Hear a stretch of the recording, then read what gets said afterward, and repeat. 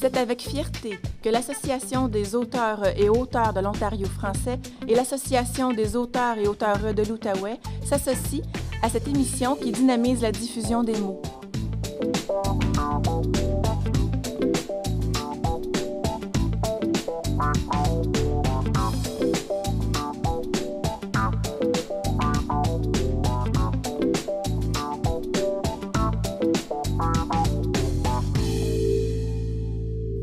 Bienvenue à l'émission Après les mots, une émission qui tout au long de la saison s'intéressera à ce qui vient après que les mots aient été pensés, rédigés et diffusés. J'inviterai pour vous lecteurs, spécialistes, professionnels et chercheurs, ceux qui les pensent, qui analysent les mots. Et puis, pour commencer, je vous invite en création littéraire, ou plutôt à savoir la réception littéraire, comment les mots sont reçus des lecteurs. Et j'ai invité pour vous Valérie Lessard, une super lectrice. Bonjour Valérie. Bonjour. Donc, tu es chef des arts au droit et tu es aussi éditorialiste, mais surtout, tu coordonnes les prix littéraires, le droit, donc tu dois lire pas mal de livres à chaque année. Combien environ? Bonne question. Des fois, je me dis que je ne veux pas le savoir à la fin de l'année, mais je dirais qu'en moyenne, c'est environ 2 ou 3 romans par semaine. Par semaine? Oui. OK. Et puis, qu'est-ce qui fait qu'un livre t'accroche plus qu'un autre, comme lectrice tout d'abord? Est-ce qu'il y a encore de la place à la lectrice pure, qui n'est pas la critique littéraire? Oui, parce qu'il faut que, même malgré le travail, il faut que le plaisir de lire demeure. Et ce que je recherche, bon, ça dépend du style de livre. Dans un polar, je recherche une intrigue, une façon peut-être différente de nous faire vivre, une enquête policière. Si je rentre dans un récit plus autobiographique, je vais plutôt m'intéresser aussi à la plume à ce moment-là, aux effets de style. Je pense que le plaisir, il diffère selon le genre et il diffère selon aussi peut-être l'état d'esprit dans lequel je me trouve. Alors, je me permets quand même de me laisser surprendre, des fois agréablement, des fois peut-être moins, mais de donner une chance au coureur puis de voir où cette personne-là, qui a pris le temps de les écrire, ces mots-là, va m'entraîner. Mais justement, tu dis aux coureurs, des fois, il y en a qui font des marathons, qui écrivent depuis très longtemps, et donc que tu connais bien, que tu as déjà sûrement eu en entrevue, ou en tout cas que tu as lu beaucoup. Est-ce que tu as des attentes particulières envers ces auteurs-là? Je te dirais que ça dépend à ce moment-là s'il s'agit d'une série ou d'une saga ou d'un auteur qui se renouvelle d'une fois à l'autre dans des histoires qui sont complètement différentes d'une fois à l'autre. C'est sûr qu'il y a quelque chose de réconfortant pour un lecteur et certainement pour l'auteur aussi quand on se plonge dans une série et où on retrouve d'un roman à l'autre un univers dans lequel on est bien, c'est comme un petit cocon. Cela dit, ça devient aussi dangereux de se lasser de ce cocon-là si on sent qu'il y a une recette qui est appliquée et qu'on ne cherche pas non plus à nous surprendre quand on ramène des personnages auxquels on a trouvé quand même des qualités, des défauts auxquels on s'est attaché pendant X nombre de bouquins, mais il faut encore cet élément de surprise avec des personnages nouveaux ou une nouvelle manière peut-être de les mettre en scène. Est-ce que tu penses que les auteurs devraient justement tenir compte de tes commentaires, tes critiques parfois que tu te permets pour pouvoir améliorer leur œuvre, ou c'est pas leur travail? Toi, tu t'adresses au lecteur avant tout. Où tu te situes par rapport à ça? Très bonne question, parce que je ne sais pas à quel point les auteurs lisent mes critiques. Et puis, à quelque part, je ne les écris pas nécessairement pour eux. Je les écris vraisemblablement d'abord pour les lecteurs, c'est-à-dire que c'est à eux principalement que je m'adresse. Cela dit, selon moi, quand je fais mon travail de critique, ce n'est pas non plus de tomber dans l'aspect blessant d'un commentaire en m'attaquant à une personne d'une manière plus personnelle. Je reste quand même campée dans l'œuvre en tant que telle. Et si, à partir des commentaires que j'ai pu émettre sur certaines faiblesses ou certaines redites qui m'ont un peu agacée, qui m'ont fait tiquer, la personne prend note et puis améliore, entre guillemets. Et là, ça a l'air très prétentieux de dire ça comme ça, mais modifie son style. Ça l'inspire, en tout cas. Donc, peut-être que les auteurs devraient un peu penser au lecteur.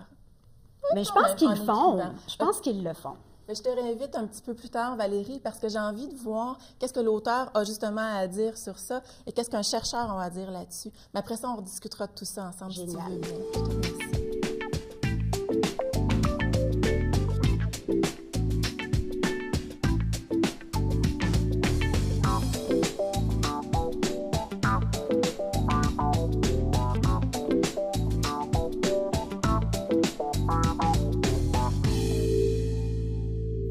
Avec moi maintenant en studio, l'auteur André Poulain, une auteure d'une trentaine de livres, récipiendaire de quelques prix littéraires, dont Le Droit et le prix TD aussi. Et Bertrand Labasse, un chercheur qui fait plusieurs, dans le fond, recherches autour des mots, entre autres la réception en littérature et en journalisme, et professeur à l'Université d'Ottawa. Bonjour. Bonjour. Donc, dites-moi, André, vous écrivez depuis nombre d'années. Est-ce que vos jeunes lecteurs ont changé? Oui, les lecteurs d'aujourd'hui, mettons par rapport à il y a Oui. 10 ans, oui, beaucoup. Les jeunes, à cause des écrans, à cause d'Internet, je crois, sont beaucoup plus branchés, beaucoup plus ouverts, beaucoup plus exigeants aussi pour des auteurs parce que c'est des jeunes qui sont entourés d'écrans, donc qui sont constamment, comment je pourrais dire, le visuel est très, très fort. Donc, le livre qu'ils vont lire doit vraiment les accrocher. Sinon, je pense qu'on va les perdre très, très rapidement. Et comment vous avez été sensibilisé à ça? Est-ce que c'est en discutant avec les jeunes lecteurs que vous rencontrez lors des salons ou comment vous avez compris ça, cette évolution-là? Mais je le vois. Moi, je fais beaucoup d'animations dans les écoles, des animations d'auteurs. Donc, je vais les rencontrer, je fais des présentations, je les écoute me parler de leur lecture, je vois leurs réactions. Et je vois aussi beaucoup, et ça, je vous avoue que si j'étais pédagogue, mais je ne suis pas, heureusement, là, mais c'est parce que c'est un grand défi, je vois que la capacité d'attention est beaucoup moins grande, je crois, maintenant qu'il y a 15 ou 20 ans, justement parce que les jeunes sont constamment sollicités par le visuel. On vit à une époque très, très visuelle. Donc, les lecteurs ont vraiment un rôle à jouer dans votre travail au quotidien. Mais justement, M. Labasse, vous vous intéressez, entre autres, aux études de réception. Pouvez-vous m'expliquer un peu c'est quoi ça? C'est un domaine énorme qui va de l'esthétique littéraire jusqu'à la lecture des médias, la compréhension des médias, les processus de lecture, qu'est-ce qui nous intéresse dans un livre, qu'est-ce qui fait qu'un livre est considéré comme une grande œuvre ou pas, pourquoi est-ce qu'un article de presse est jugé plus pertinent qu'un autre. Il y a énormément de courants là-dedans. Et quand on s'intéresse aux œuvres littéraires en particulier, qu'est-ce qu'on observe au juste? Qu'est-ce que les chercheurs analysent ou observent en particulier? Bien, les chercheurs en matière littéraire, moi je m'intéresse à la fois à la lecture médiatique beaucoup et à la lecture littéraire un peu plus récemment. La question était notamment de se demander, est-ce qu'il y a une lecture littéraire qui soit différente de la lecture courante? Est-ce qu'il y a un espace sacré qui ferait que le lecteur rentre dans une communion particulière avec le livre, type de lecture qui refuserait d'autres choses? J'ai toutes les raisons d'en douter. Je crois que c'est une pétition de principe, que c'est le genre de choses qu'on a envie de trouver. Mais bon, il y a également des arguments pour. Plus généralement, la question, c'était justement de réintroduire le lecteur dans le texte. Jusque-là, toutes les études littéraires, l'histoire littéraire, ne s'intéressaient qu'au livre et à l'auteur. Et partaient pour simplifier, jusque dans les années 70, de ce qu'on a appelé une idée essentialiste, c'est-à-dire que le sens du livre, ou du texte, ou de l'article de presse, était contenu dans le texte. Et à partir des années 70, on a découvert, si je puis dire, le rôle considérable du lecteur dans la co-création du texte. La co-création, je vais profiter de ce mot-là, oui. C'est magnifique. André, qu'est-ce que vous pensez de la co-création avec le lecteur? Je suis tout à fait d'accord avec vous et je pense que ça s'est intensifié encore davantage dans les dernières années avec l'Internet. Si vous regardez ce qui se passe, entre autres, en littérature jeunesse, il y a de plus en plus de livres qui sont interactifs. Et là, je parle même pas... D'abord, il y a des livres papier où le lecteur est amené à réagir, pèse un bouton, tourne la page, fait ceci, fait cela, mais il y a aussi, bien sûr, tout le phénomène des livres numériques interactifs, et ça s'en vient de plus en plus. C'est moins présent encore au Canada français pour une raison de moyens et de marché, mais aux États-Unis, on le voit, c'est des livres pour les jeunes où ils sont amenés à réagir. Par exemple, tu veux que ton personnage saute, alors tu pèses sur ce bouton-là. Tu veux savoir ce qui va se passer dans cette intrigue-là, alors réponds à cette question. C'est un peu comme un jeu vidéo, finalement. Ça presque, devient, oui. Mais ça a un côté un petit peu gadget, parce que par définition, un livre est interactif. S'il n'interagit pas avec mon esprit, s'il n'active pas des schémas, je ne vais pas aller loin. Oui, je suis bien d'accord. Donc, on peut me donner le choix de choisir la fin ou de sélectionner tel ou tel personnage ou autre, mais avant tout, je veux que ça interagisse avec moi-même. Oui, tout à fait. Et votre rôle à vous comme chercheur, vous et vos collègues, là, quelle influence ça pourrait avoir sur le lectorat ou sur le milieu de l'édition éventuellement? Ça peut avoir... Alors, j'ai surtout travaillé ces dernières années, presque décennies, sur l'édition de presse. Et on avait des masterclass, des séminaires avec les rédacteurs en chef, etc. L'essentiel du rôle est de remettre le fardeau sur les épaules des rédacteurs et des auteurs, en leur disant, c'est pas le public qui est devenu de mauvaise qualité. Vous savez, on trouve des papyrus sumériens où on se désole du fait que les nouvelles générations ne s'intéressent pas à la culture, et c'était il y a 2 ou 3 000 ans. Mais de dire, maintenant, dans le climat actuel de concurrence cognitive, c'est à vous d'être plus intéressant ou plus fiable ou de marquer votre différence. Ne demandez pas aux gens de faire le travail à votre place. Et aujourd'hui, écrire, tenir un discours dans l'espace public, aligner des mots, c'est prendre une charge très, très lourde. Un vrai job de professionnel. Mais justement, comme professionnel, vous tenez aussi un blog. C'est très lourd. Le poids du monde sur mes épaules. Et enseigner. En plus, oui. Mais vous le faites toujours avec beaucoup de, je dirais, de charisme. Et donc, quand on vous rencontre dans les salons du livre, vous êtes tout à fait disponible pour vos lecteurs et vous tenez aussi un blog où vous permettez, dans le fond, de réfléchir sur vos propres lectures, d'échanger aussi. Donc, pourquoi ce désir-là de tenir un carnet? Le blog a commencé, ça fait presque 6 ans maintenant, parce que dans le milieu de l'édition, tous les éditeurs disaient aux auteurs, vous devez de plus en plus, justement pour faire votre place sur la scène médiatique, vous devez vous vendre, faire votre propre marketing. Et un de ces moyens-là pour les auteurs, c'était les blogs. Alors, tous les auteurs, en tout cas pas tous, mais une grande majorité d'auteurs se sont mis à bloguer. Alors, au départ, pour moi, je voyais ça comme un instrument de marketing. Je vais parler de moi comme auteur, de mes livres, blablabla. Mais très rapidement, ce blog-là a évolué et je me suis rendu compte que là où il semblait le plus intéressant et le plus utile, ce blog-là, c'est justement quand je ne parlais pas de moi. C'est intéressant, alors qu'il avait été commencé justement pour des raisons de marketing. Parce que j'ai commencé... J'aurais envie d'étendre ça à pas mal de la littérature, d'autofiction, etc. Oui, oui. Alors, je vous donne un exemple, comment il a évolué. Moi, je fais beaucoup d'animation dans les écoles et j'ai commencé à voir ce que les enseignants faisaient dans les écoles primaires et secondaires pour donner le goût de lire aux jeunes. Et je voyais des choses extraordinaires et à mon grand désespoir, ces bons coups sont très, très peu diffusés au sein même du milieu de l'éducation. Je me dis, mais c'est incroyable, cette enseignante-là, elle a fait un projet fabuleux avec ses élèves et il n'y a personne qui est au courant, personne n'en parle. Il n'y a pas de comment je dirais ça, d'émulation par les pairs. Donc, je me disais, il faut faire connaître ces choses-là. Donc, ça, c'est quelque chose que je me suis mis, je me suis mis à écrire. Oui, je me suis mis à en parler sur mon blog. Et là, c'était incroyable, les réactions que j'ai eues. Les gens réagissaient. « Ah oui, c'est vrai, moi aussi, je vais essayer ça. » Et je me disais, mon Dieu, je fais un peu œuvre utile. Vous entendez, dans le fond, la communauté autour de vos livres et les lecteurs et tout ça réagir. Mais vous avez parlé d'un bon coup.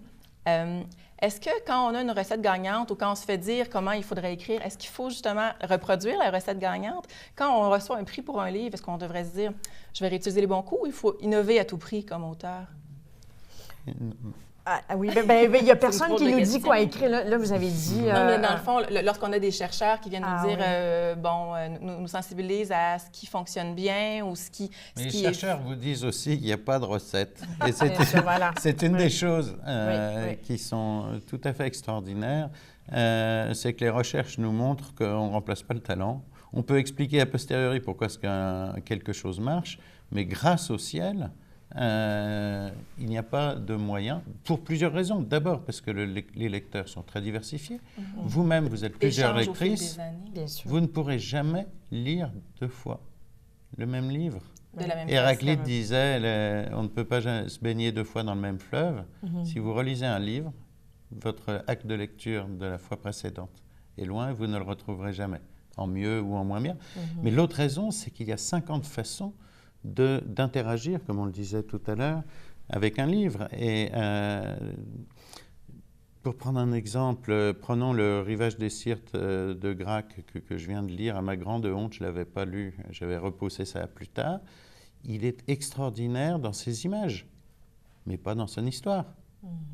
Mais donc, est-ce que lorsque vous écrivez un nouveau roman d'un groupe d'âge que vous connaissez, est-ce que vous pensez surtout à leur faire plaisir à eux, avec les images qu'ils ont aimées ou les techniques ou les surprises qu'elles ont aimées, ou si c'est à vous que vous faites plaisir?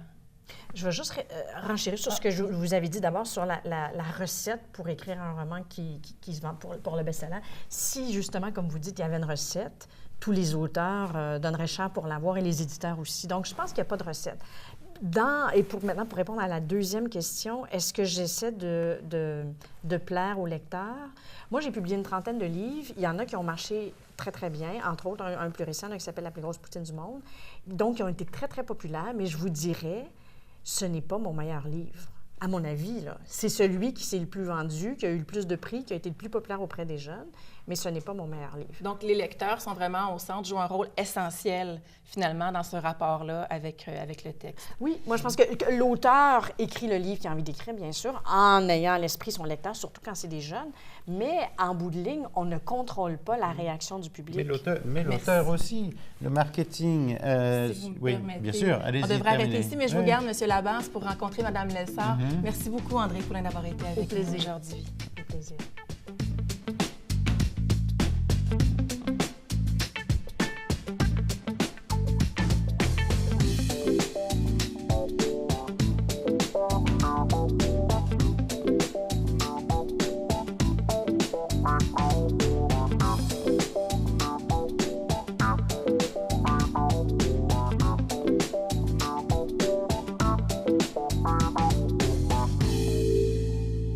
Valérie Lessard s'est joint à nous à nouveau.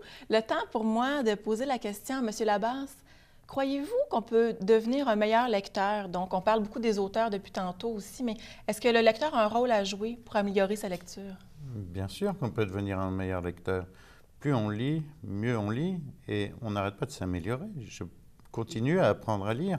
Cela dit, c'est comme l'énologie. Si vous commencez à vous intéresser au vin, essayer de goûter les saveurs, les composantes, mais tout n'en est pas forcément digne. Vous n'allez pas déguster un verre de coca.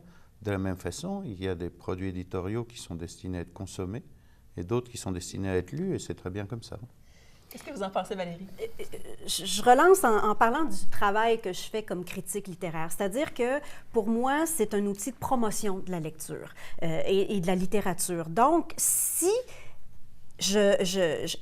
pour moi, une personne qui lit vaut la peine qu'on s'intéresse à ce qu'elle peut apprécier comme type de lecture. Et j'ai toujours dit qu'une personne qui, admettons, est consommatrice de romans harlequins dans les supermarchés, si, en m'intéressant à de la littérature plus à l'eau de rose, mais qui est bien faite, je l'amène ailleurs, je lui permets de découvrir un autre univers et d'étoffer à ce moment-là le type de lecture qu'elle pourrait apprécier. Bien, je trouve que ça fait partie de mon travail, ça fait partie du rôle que j'ai à jouer comme agent culturel en tant que critique littéraire. Ça pour moi, c'est très important. D'accompagner, dans le fond, un peu le lecteur à travers son parcours. D'autant qu'il faut se méfier des gradations entre ce qui serait une sous-littérature indigne d'intérêt et une littérature élevée, canonique, digne d'un respect sacré. Je scandalise mes étudiants quand je leur dis que parfois Balzac écrivait comme un cochon. Et on peut trouver, par exemple, j'ai oublié son nom, chez un auteur très populaire, j'y ai trouvé des choses merveilleuses. Quand on se met à lire de la littérature de consommation avec attention, on y découvre parfois des choses merveilleuses et parfois des choses très décevantes chez de grands auteurs. Donc, le rôle est vraiment dans les mains du lecteur. C'est lui qui a à entrer en contact avec ce texte-là, finalement, puis à juger de lui-même ce qui lui est proposé. Bien, à juger de ce qui l'intéresse aussi, parce que tout auteur ne pourra pas intéresser tout le monde. Et il faut avoir ce regard-là sur ce qui est proposé et se dire de toute façon on n'aura pas le temps de tout lire. Donc, partant de cette prémisse-là, et donnons-nous le choix de lire ce qui va nous plaire, ce qui va nous satisfaire en tant que lecteur. Et c'est pour ça que je disais que quelqu'un qui aime la bande dessinée va peut-être migrer vers le roman graphique et puis un jour arriver à apprécier un roman alors qu'il ne s'imaginait pas qu'il pourrait se plaire dans cet univers-là parce que pour lui ou elle, le visuel est trop important à la base dans son appréciation d'une œuvre. En littérature et en BD, dans tous les genres, il y a du bon comme du moins bon et c'est là où il faut travailler à permettre aux lecteurs de s'y retrouver et de trouver surtout ce qui va eux, les nourrir en tant qu'auteur, en tant que lecteur et en tant que consommateur de cette littérature-là. Donc, un auteur qui écrit surtout pour plaire à ses lecteurs, peut-être qu'il se trompe parce que dans le fond, il va évoluer aussi. Donc, finalement, la réception ne sera pas nécessairement celle qui est envisagée. En bout de ligne. Je ne crois pas beaucoup aux auteurs qui n'écrivent pas pour plaire à leurs lecteurs. Ça, c'est un mythe qui nous vient des romantiques perdus On a dans besoin leur d'être délire lus. créatif. On veut être on écrit pour être lu. Oui. Alors, parfois pour les happy few, comme disait Stendhal, parfois pour le grand public. On ne parle pas des ventes. Mais même si vous voulez être lu que par 10 personnes dont le jugement compte pour vous, vous écrivez pour ces 10 personnes. Même les profs d'université écrivent d'une certaine façon pour leurs lecteurs, et Dieu sait que c'est des lecteurs peu nombreux. Il y a cette réflexion-là qu'il faut avoir, justement, à qui on s'adresse aussi quand on est auteur. Et qu'est-ce qu'on cherche à mettre en scène, à véhiculer, que ce soit des messages dans certains cas, ou en tout cas à exprimer. Et je pense qu'à quelque part, c'est de transcender ce qui peut devenir très, très personnel et élargir ça pour réussir à toucher les autres. Mais encore là, il faut accepter à ce moment-là. Et là, je me glisse dans les souliers des auteurs alors que j'en suis pas une, sauf en tant que journaliste. Ils veulent donc être lus, ils veulent être compris, mais en même temps, il faut qu'ils soient capables d'accepter à ce moment-là que leur œuvre va être reçue ou non par les gens qui vont la lire. C'est-à-dire qu'il y en a qui vont l'apprécier, il y en a qui vont ne pas l'aimer et il y en a d'autres qui vont l'encenser. Mais ça, il faut accepter aussi de ne pas nécessairement être lu dans la même optique que ce qu'on aurait voulu. Et ça aussi, c'est une autre dynamique dans la relation entre l'auteur et le lecteur. Le lecteur a tous les droits, y compris le droit à la lecture abusive, Oui. y compris le droit, tout texte communique les conditions sur lesquelles il doit être jugé et selon lesquelles, a priori, l'auteur pense qu'il va être lu. Donc, vous parlez du mais genre. ça change pas forcément du genre. Il y a une différence abyssale entre Games of Thrones et Hunger Games, par exemple. Oui. Il y a un grand livre et un livre misérable. Il y en a un qui est bête et un qui renouvelle complètement les conventions du genre. Et pourtant, ils font, je veux dire, se débarrasser de ces héros comme ça ne s'était jamais fait. Mais quand vous dites que chaque livre porte les critères selon lesquels il devrait être jugé... Chaque texte, une note de blanchisserie, un article de presse, un livre, ce que vous voulez. Est-ce que vous pouvez expliquer un peu plus ce concept-là qui m'intéresse particulièrement? Eh bien, j'imagine que quand vous lisez une publication scientifique, vous ne vous attendez pas forcément à ce qu'elle soit très distrayante, mais vous vous attendez à ce qu'il y ait une méthodologie explicite. Quand je lis un texte de quelqu'un qui prend la posture de l'auteur avec le grand A des études littéraires, je m'attends à ce qu'il évite les clichés, je m'attends à ce qu'il fasse... Bon, quand un auteur prétend faire un livre de grande diffusion distrayant, je m'attends à être distrait et je m'attends à ce que le scénario, l'histoire soit intéressante. Et le plaisir de la littérature est aussi quand dans ces choses-là, vous y trouvez d'autres choses en plus qui n'étaient pas dans le package initial. Je reviens à ce que... J'allais vous appeler par votre prénom. Mais je vous en prie, c'est Bertrand. Mais je reviens à ce que Bertrand disait tout à l'heure, que le lecteur a tous les droits. Et Daniel Pénac le disait très bien, il a même le droit de ne pas finir un roman aussi, ou n'importe quel livre, tant qu'à ça. C'est qu'à quelque part, il va s'approprier cet univers-là et en faire ce qu'il veut bien. Alors, et ça, le lecteur, l'auteur doit apprendre à lâcher prise d'une certaine manière, non seulement vis-à-vis de la critique, mais vis-à-vis de l'interprétation que tout lecteur pourra faire de son œuvre. Et de ne pas créer les modèles mentaux que l'auteur voudrait qu'il crée avec des descriptions interminables que Montesquieu dénonçait déjà, et de dire non, c'est très gentil de m'expliquer, de me décrire la scène, mais regarde, je vais juste glisser et attendre qu'il se passe quelque chose.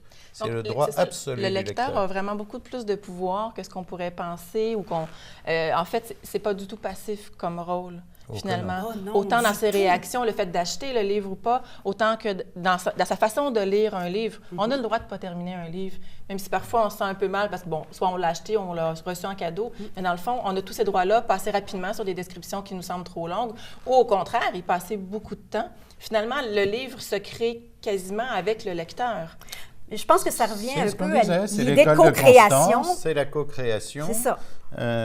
Qu'on a découvert dans tous les domaines. En sciences de la communication, on a fait regarder, par exemple, des épisodes de Dallas à des gens venus de communautés culturelles différentes. Ils ne voyaient pas du tout le même épisode, la même morale, etc.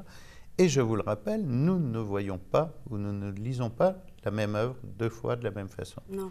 Il y a même des gens qui lisent des romans policiers en allant lire la fin pour savoir comment ça finit, pour après ça mieux savourer tous les détails qui sont mis en place par l'auteur. Est-ce que vous faites ça, vous? Non, moi, j'ai jamais fait ça. Moi, j'ai découvert que j'étais devenu une créature bizarre quand j'ai commencé à lire des livres savants, en commençant par la bibliographie pour savoir si j'étais d'accord ou pas, si ça m'intéressait ou pas. J'ai compris que j'avais quitté les verts paradis du journalisme le jour où j'ai commencé un livre par la bibliographie. On peut commencer par la fin, par le punch, on peut commencer par la table des matières, par la bibliographie. La bibliographie, ça vous dira tout ce que vous devez savoir sur le livre. Finalement, comme lecteur, on est tout à fait libre. Eh bien, je vous remercie énormément, vous deux, de nous avoir enrichis, éclairés de différentes façons sur le monde de la lecture. Et j'ai envie de vous poser une dernière question. Votre livre idéal, ou le livre qui n'existe pas encore, que vous aimeriez lire, en quelques mots? C'est une question. Moi, j'ai pas d'hésitation. Ah bon, allez-y, parce que moi, je cherche, là. Le livre de littérature absolue, c'est un livre de non-fiction, qui soit admirablement littéraire et parfaitement factuel. Pourquoi est-ce qu'on sépare toujours l'imagination, la fiction et la non-fiction, y compris le journalisme? S'il y a un Everest textuel à conquérir, c'est celui-ci. Truman Capote a essayé, d'ailleurs avec de sang-froid, d'autres ont essayé, mais il y a encore beaucoup à faire.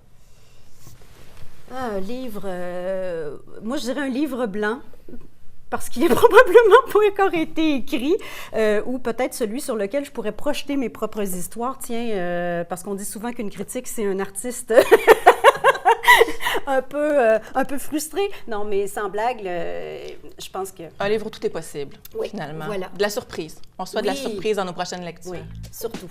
Excellent. Merci.